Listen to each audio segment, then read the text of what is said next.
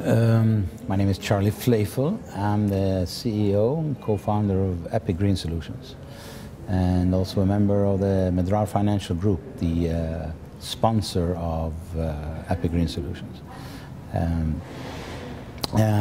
We have looked at strategic investments and products, and we noticed the EPIC system, which was invented in the 90s by a man called Jonas Sepalia from Nevada, and he invented something unique, simple, yet very effective, which is flexible for water delivery. It can actually deliver water and through subsurface delivery, and can also handle excess water as well. So it's an irrigation and a drainage system at the same time. So it works for both climates. So, I mean, EPIC Green Solutions, it says it all there. Yes, EPIC actually stands for the patent on the chamber, which is environmental passive integrated chamber. And it's passive because the system just works by gravity and capillary physics with very minimal movement. Oh, so very minimal energy. Very, very minimal. So it's efficient in many ways. Excellent. So, I mean, do you think that many other businesses are aware of sort of, you know, the commercial potential for green sciences, as it were? Yes, I think they're beginning to. They're beginning to, and society, some parts of society is demanding it. Governments are waking up to it. Regulations are getting there. Here in the Middle East, in the UAE, you could see that momentum moving forward towards solving a big problem that we have here, the water shortage. And in other developed areas where they have excess water, again, they are realizing that excess water is also affecting their drinking water, their rivers, and so forth. And let's say our innovation has been around for now more than a decade, yet just recently that we've had few governments actually apply them. And so, that is good to see, such as clearing up a park in Los Angeles. As we clean the excess water off the street, we irrigate the park and biofilter that water and take it back into the drainage system in a clean way. Okay. So you think people are slowly adapting to you know, a different way of thinking, shall we say? Yes, they are, and that's very encouraging. Now, at some places and in some areas, they will adapt faster than others. Businessmen have to be patient, they have to be smart, they have to anticipate and calculate, and they could never move at the same speed as government and regulations, but they need to anticipate that and still move forward, because there are opportunities, and you plan ahead intelligently, you will achieve what you want. How do you think governments are coping with this? I mean, for instance, you know, we're quite interested in the British government, how they're adapting to environmental changes and things. Do you have any thoughts on it? Well, from what I heard today in the actual panel, and from what I know, it's surprisingly that the British government has taken it very seriously, and it seems to be at the forefront of regulators and legislators regarding environmental issues and the climate change and so forth. So that is very interesting. Now, the trick is the implementation. You know, they set some really high standards, such as reducing in 5 years 2 degrees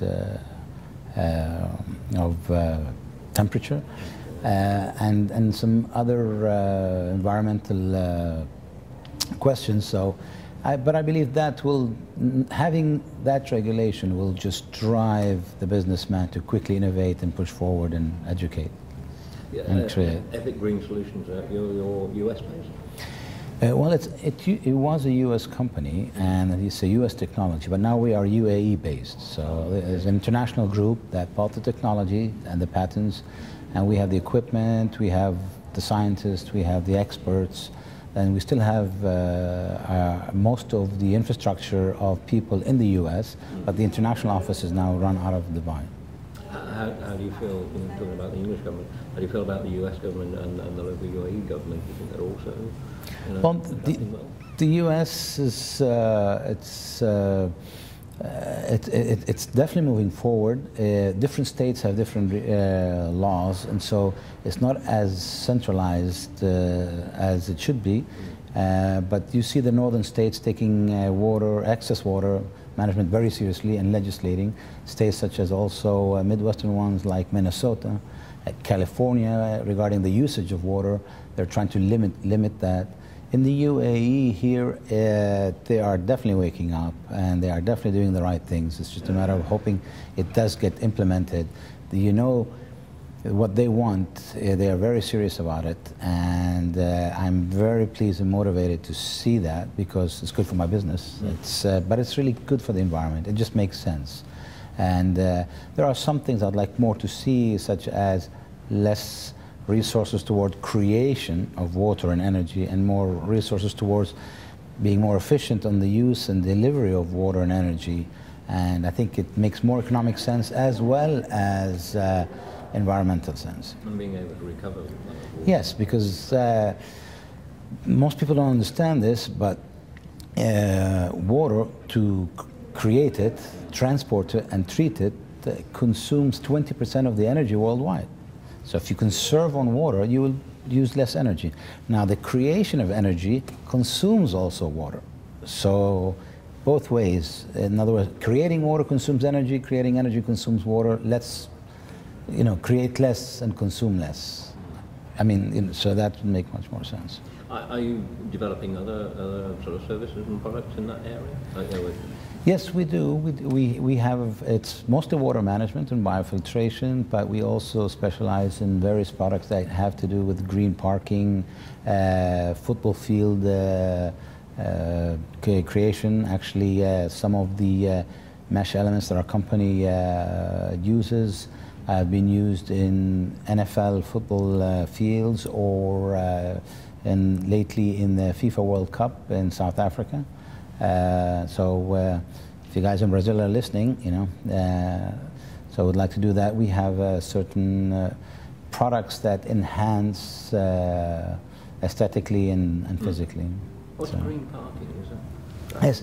Well, green parking, there's something called the urban heat effect, which means all the heat that absorbed during the day gets absorbed into the ground, and at night it starts to go right back out. And that creates a hot city, and whether in the desert or urban areas mostly. So there is a movement regarding doing green roofs and green parking. And in Dubai, actually, they have an ambitious plan to do about 60,000 green parking spaces. And what does that do? It will cool down the city. Cooling down the city, you will save energy. Saving energy will save water. So you will. Some people may think irrigating for green parking. So what we do is we have various products that help, whether they are flexible grids, that polygrids, that can help you park your car and be part of the grass and the soil. Okay. Are you facing obstacles when you're developing these sort of things, especially, say, for the Middle East region, or? There is the step of education, step of awareness. So the life cycle of the business gets a little bit longer in that sense.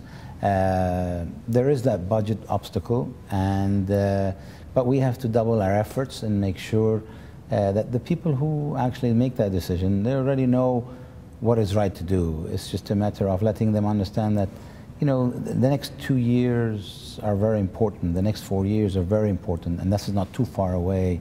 And if things are critical right now, they're going to be much more critical later on. And please make the right decision now. And we're seeing receptivity in that. That's good. And just finally, what was your impression from today's gathering? I mean, from the panel, from the questions? Well, I actually enjoyed a lot to see that everybody's worried about the education part, because that's what it starts with. And so if we can try to educate, some were actually concerned about the universities and MBAs, why don't they have any environmental aspect to them and so forth. And I try to emphasize that We can have late development education, you know. Old people can learn as well. This idea of, you know, old dogs don't learn new tricks, they do. So it's also, so that's where I added the part regarding the businessman, educating his force, his people, and let those people educate the client and the end user. And because when there is innovation, there is technology, it may go against what we have learned the last 30, 40 years. In the irrigation system, the latest technology known to us these days, the drip system, what is called, actually is not a modern efficient system. It has been invented 40 years ago. So when we talk to landscaping architects, irrigation engineers, their mindset is in one way. It's our job to educate them. So it's not so it's great to have education at a university level, but it's also good to have education at a continuous level. So do you think initiatives like today with the British Business Group and the British Embassy and the UKTI, do you think this was you need more of these initiatives? Definitely. I think that is a great initiative. It was supported by the business sector, by the media, by the government, by everybody. I think the British technology has been so effective in the development of the world, and it's good to see the vigor come back, you know, so I like that.